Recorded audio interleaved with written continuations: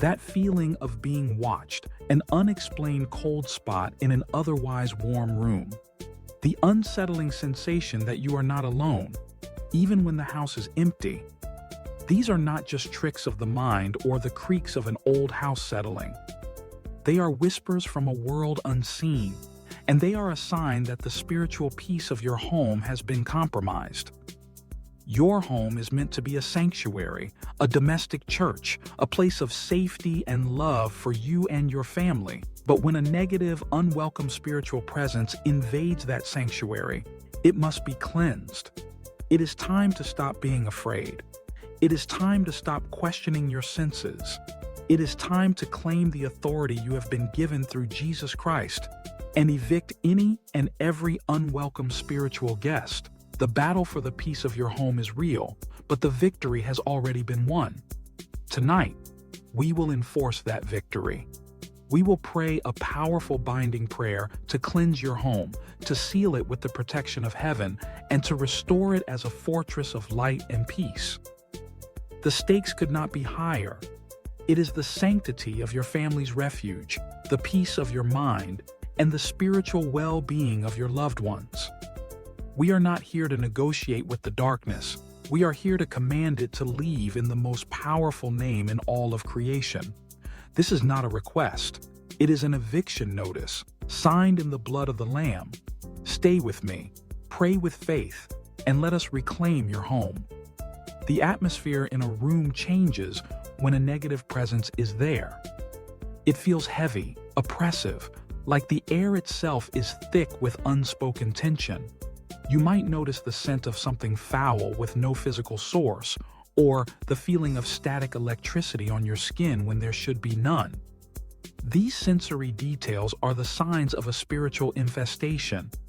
This is what the church calls the most common form of extraordinary demonic activity. It's not about spinning heads or levitating bodies. That is possession, which is exceedingly rare. Infestation is an attack on a place. It's an attempt by fallen angels to stake a claim on a location, to disrupt its peace, and to instill fear and anxiety in its inhabitants. They do this to create an environment of despair, hoping to isolate you from God. But knowing what it is also reveals its weakness. An infestation is an external attack, a parasite trying to cling to a place it has no right to be. And that is the key to its defeat. What gives these spirits an entry point, a foothold to cause such disturbance in the first place? An infestation can be invited, often unknowingly. This can happen through serious, habitual sin committed in the house, creating a spiritual vacuum that evil rushes to fill. It can be the result of previous occupants engaging in occult practices like Ouija boards, seances, or witchcraft, which explicitly open doors to the demonic realm. Even bringing cursed objects or items associated with dark practices into your home can act as a spiritual Trojan horse. The enemy is a legalist, always looking for a loophole, an invitation. Understanding this is not about blaming yourself, but about empowering yourself with knowledge. It allows you to conduct a spiritual inventory of your home and your life, to close any doors that have been open to the enemy, and to prepare the ground for a thorough and permanent cleansing. This knowledge is the first step in taking back your territory. But how do you fight an enemy you cannot see? The most fundamental truth of our faith is that we are not powerless. Through our baptism, we are made children of God, members of the body of Christ. This is not just a symbolic title, it is a spiritual reality that confers upon us a share in Christ's authority. When Jesus walked the earth, he gave his apostles authority to cast out demons.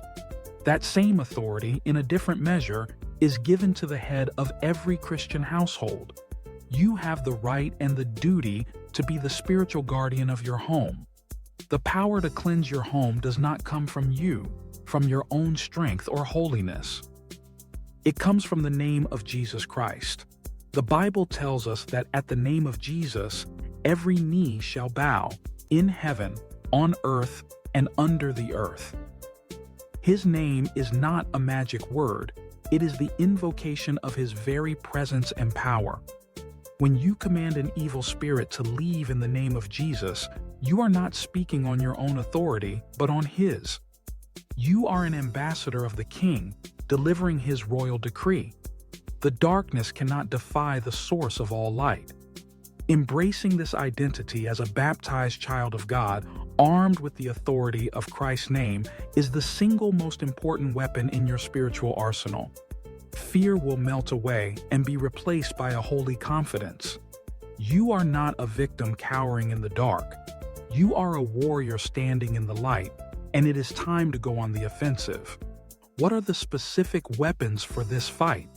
The Church, in her wisdom, provides us with powerful tools called sacramentals. These are not magic charms, but sacred signs and blessed objects that dispose us to receive grace and fortify us against evil. The most important of these is holy water. When a priest blesses water, it becomes a powerful instrument against the devil. You can sprinkle holy water in every room of your house, especially in areas that feel particularly heavy or disturbed, while praying for God's protection. Another powerful tool is blessed salt. Just as salt preserves food from corruption, blessed salt helps to preserve a place from corrupting spiritual influences. Many exorcists use it, and you can place a few grains in the corners of each room. A blessed crucifix, especially one containing the Saint Benedict medal, should be hung in a prominent place in your home. The Saint Benedict medal itself contains a powerful prayer of exorcism. These physical, tangible sacramentals are reminders of the invisible spiritual reality. They are channels of God's grace and protection, reinforcing the spiritual barrier you are about to build around your home. As you prepare for this prayer, gather any holy water or blessed objects you have. But if you have none, do not be discouraged.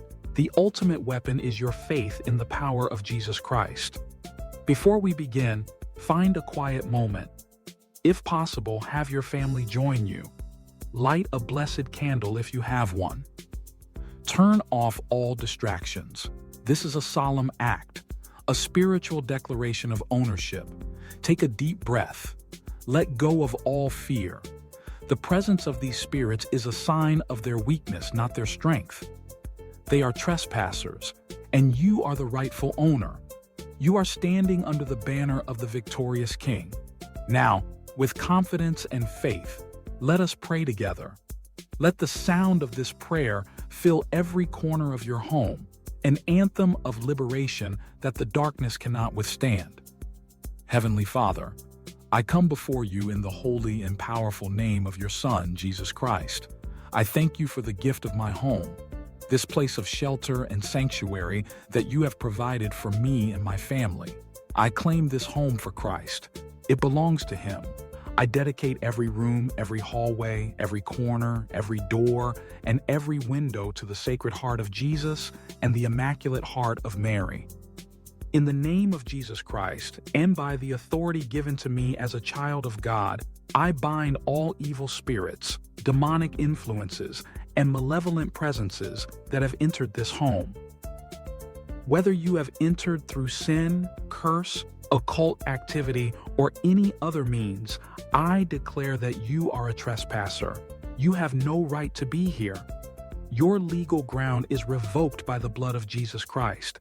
I command you in the name of Jesus to depart from this place now, quietly, and go directly to the foot of the cross, to be judged by our Lord and never to return. I bind any spirits of fear, anger, discord, confusion, depression, or impurity. I command you to release your hold on this home and on the members of my family. I plead the precious blood of Jesus Christ over this entire property, over the foundation, the walls, the roof, and every person within it. May the blood of the Lamb be a seal of protection that no evil can cross. I now ask for the intercession of our Blessed Mother. O Mary, ever Virgin, terror of demons, crush the head of the serpent in this place. Surround our home with your mantle of grace. I call upon Saint Michael the Archangel, Prince of the heavenly host. Saint Michael, be our protection against the wickedness and snares of the devil. Defend us in battle. I ask you to stand guard at our doors and windows with your drawn sword to prevent any evil from entering. I ask you, Saint Benedict, to place your holy cross of protection upon this home. Through the power of your intercession, may all demonic influence be driven far from here. I now take the holy water, a sign of our baptism, and a reminder of Christ's victory over sin and death. I sprinkle this water in every room, cleansing it in the name of the Father, and of the Son, and of the Holy Spirit. As this water touches these walls, may it extinguish every fiery dart of the enemy and wash away every trace of darkness. Lord Jesus, now that this home is cleansed, I ask you to fill it with your presence. Send forth your Holy Spirit to dwell here. May this home be filled with your peace, your joy, and your love. May our conversations be holy, may our rest be peaceful, and may our lives here give glory to your name. We ask all this in the mighty and victorious name of our Lord, Jesus Christ. Amen. You have just performed a powerful act of spiritual authority. The air in your home may already feel lighter, clearer, but the battle for peace is ongoing. You have cleansed the house. Now you must occupy it for God. This means creating an environment where the Holy Spirit is welcome and evil is not. Fill your home with prayer. Say the rosary as a family. Read scripture aloud. Play sacred music.